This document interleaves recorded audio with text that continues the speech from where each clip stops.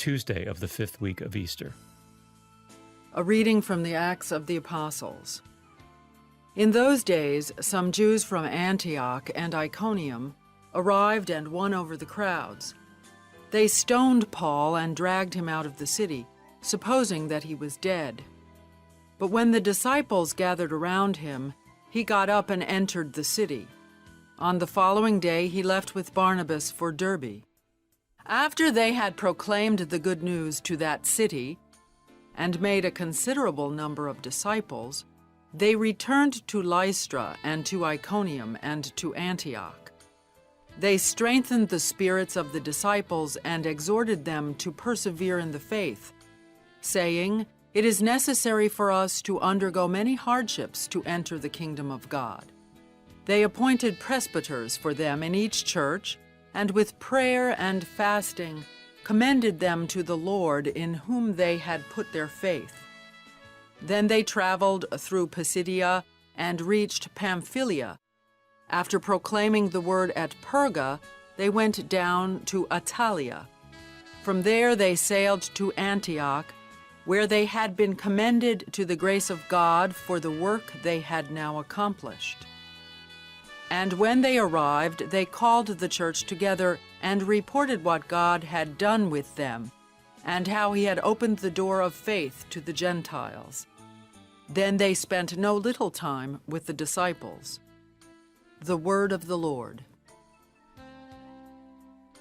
The responsorial psalm. The response is, "Your friends make known, O Lord, the glorious splendor of your kingdom.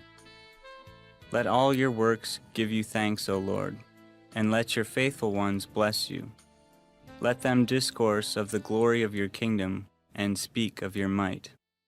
Your friends make known, O Lord, the glorious splendor of your kingdom. Making known to men your might and the glorious splendor of your kingdom. Your kingdom is a kingdom for all ages, and your dominion endures through all generations. Your friends make known, O Lord, the glorious splendor of your kingdom.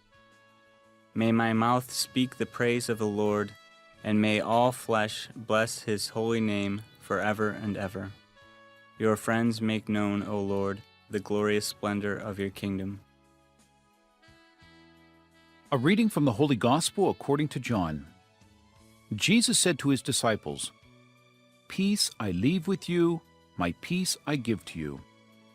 Not as the world gives do I give it to you. Do not let your hearts be troubled or afraid. You heard me tell you, I am going away and I will come back to you. If you loved me, you would rejoice that I am going to the Father, for the Father is greater than I. And now I have told you this before it happens, so that when it happens you may believe. I will no longer speak much with you, for the ruler of the world is coming. He has no power over me, but the world must know that I love the Father, and that I do just as the Father has commanded me." The Gospel of the Lord.